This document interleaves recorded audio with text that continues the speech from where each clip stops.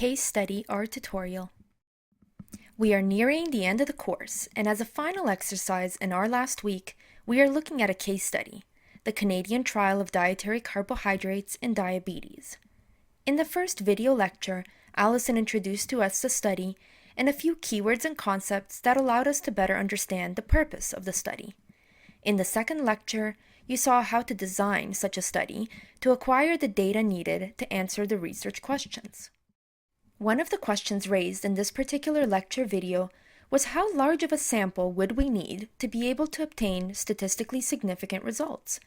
Recall that we wish to calculate the sample size required for a two-sample t-test with a power of 0.8, a difference between treatment means of 0.004, with an estimated standard deviation of the differences of 0.0066 at a 0.05 significance level.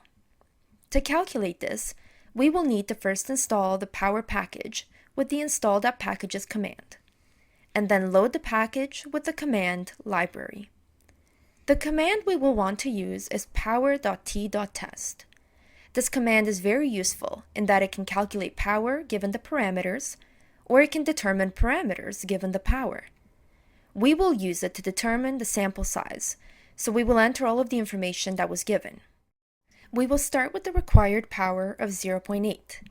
The second argument, d, is the effect size, calculated as the difference divided by the estimated standard deviation of the difference we are interested in. So 0.004 divided by 0.0066. We will specify that it is a two-sample t-test with a two-sided alternative hypothesis at a significance level of 0.05. The output restates all of the parameters entered, which you should quickly glance over for any errors.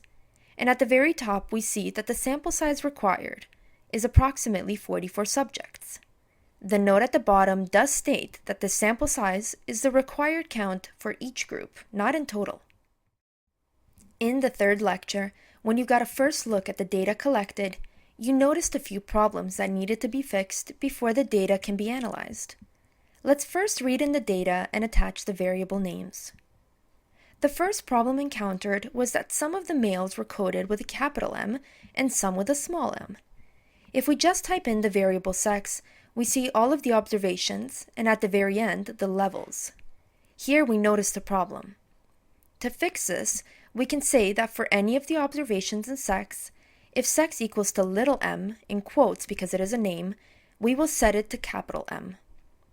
With the command table, we can make sure that the right change was made. Now there are no subjects for which sex equals to little m, so we can drop that level with the drop levels command. The second problem you came across was that there were quite a few missing observations, but they were all coded with 999 instead of NA, which is the default coding in R.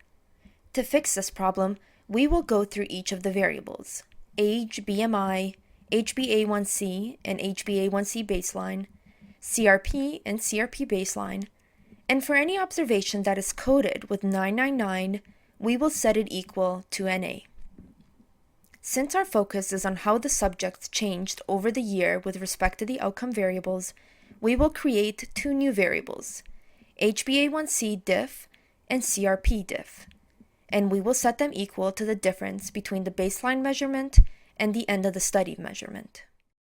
And our final step will be to do a log transformation on the CRP measurements, due to the fact that they have a very right-skewed distribution. We can define log CRP and log CRP baseline, and then take their difference to obtain log CRP diff.